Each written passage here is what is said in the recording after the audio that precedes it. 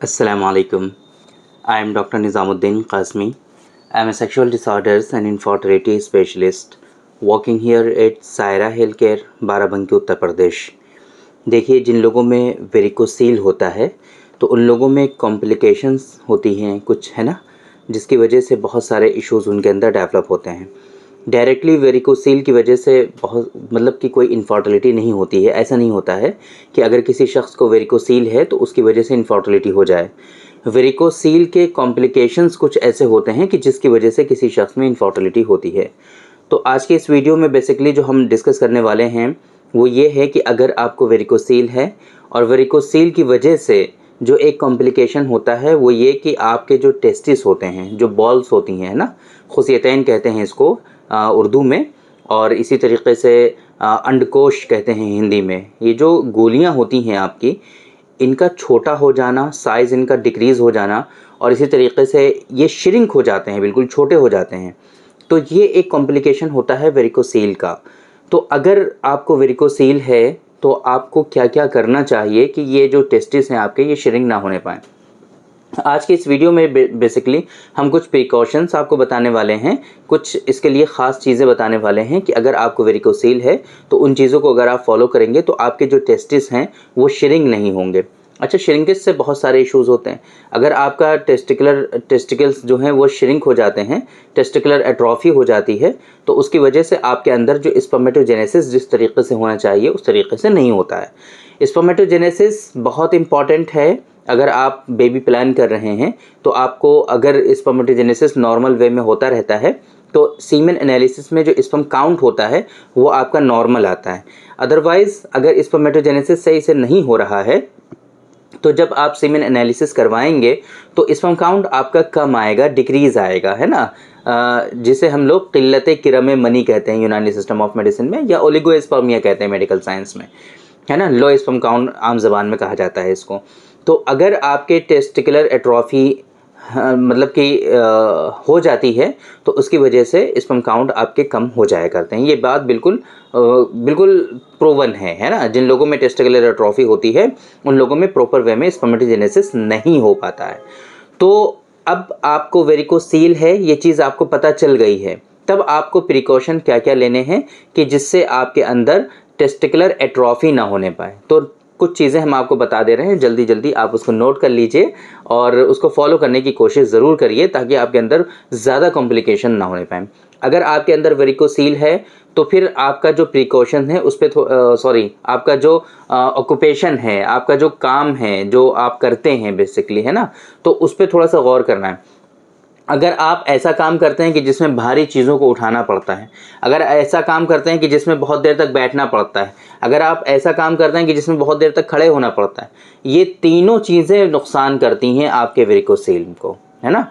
ये तीनों चीज़ें क्या करती हैं, और ज़्यादा सपोर्ट कर देती हैं वेरिकोसील के बढ़ने में, ग्रेड के और इंक्रीज़ होने में। तो आपको ज़्यादा देर तक बैठने से परहेज़ करना है, आपको ज़्यादा देर तक खड़े होने से परहेज़ करना है, और भारी सामान आपको उठाना नहीं है। 3 चीज़ें ये आपको करनी है। इसके अलावा सपोर्टर आपको पहनना है, टाइट अंडरवियर, ऐसा अंडरवियर पहनिए कि जो स्क्रोटम है, जो थैली है जिसके अंदर गोलियां होती हैं, अंडकोश होते हैं, उस थैली को नीचे से सपोर्ट मिला रहे, वो थैली आपके नीचे ज़्यादा लटकने ना पाए। इस तरीके का अंडरवियर, लंगोट या इस तरीके की कोई चीज़ पहननी है, सपोर्टर पहनना है कि ये जो थैली है उसको नीचे से सपोर्ट मिला रहे, है ना। इस चीज़ को आपको फॉलो करना है। आपको अपना लाइफस्टाइल बहुत अच्छा रखना है। अपना लाइफस्टाइल कोशिश करनी है कि लाइफस्टाइल आपका अच्छा रहे। अर्ली मॉर्निंग उठिए, मॉर्निंग वॉक, हल्की morning walk, moderate morning walk करिए आप, लाइफस्टाइल अच्छा रखिए, ड्रिंक मत करिए, सिगरेट मत पीजिए आप, है ना, अच्छा खाइए, अच्छा हेल्दी फूड खाइए, जंक फूड मत कंज्यूम करिए आप, है ना। इसी तरीके से इसके लिए जो एक्सरसाइजेज़ होती हैं, वेरिकोसील की जो एक्सरसाइजेज़ होती हैं, हमने एक पिछली वीडियो में मतलब काफ़ी टाइम पहले हमने वेरिकोसील की एक्सरसाइजेज़ के बारे में आप लोगों को बताया हुआ है। तो वो एक्सरसाइजेज़ आप ज़रूर करिए वेरिकोसील अगर आपको है तो। और इसके साथ में हमारा जो नुस्खा है एक इसके लिए वेरिकोसील के लिए, डॉक्टर कासमीज़ नुस्खा नंबर 145 145 नंबर गोलियों की फॉर्म में होता है। ये 2 गोलियां सुबह शाम आप इनका इस्तेमाल करते रहिए। इंशाल्लाह वेरिकोसील की जो ग्रेड्स हैं ये भी आपकी धीरे धीरे कम होती चली जाएंगी, और वेरिकोसील बहुत सारे लोगों में इससे बिल्कुल 2-3 महीनों में ही हमने देखा है कि ख़त्म हो जाया करता है, बिल्कुल नॉर्मल हो जाया करता है। तो आप ये इस तरीके से इसको मैनेज कर सकते हैं। और साथ साथ में अगर आपको ऐसा फील हो रहा है कि आपके जो टेस्टिकल्स हैं उनका साइज़ ऑलरेडी डिक्रीज़ हो गया है, कम हो गया है, तो ऐसी सूरत में आप ये पाउडर की फॉर्म में और कैप्सूल की फॉर्म में, दोनों फॉर्म में मेडिसिन अवेलेबल है। जौहर खुशिया कहते हैं, ये नॉन वेज मेडिसिन होती है। इस वजह से जो लोग नॉन वेजिटेरियन हैं, है ना, जो प्योर वेजिटेरियन हैं वो लोग इससे थोड़ा सा दूर रहेंगे, ये नहीं इस्तेमाल करेंगे। उसके लिए दूसरे ऑप्शंस हैं। फिर बाकी ये है कि आप ये जौहर खुशिया कैप्सूल की फॉर्म में या फिर पाउडर की फॉर्म में,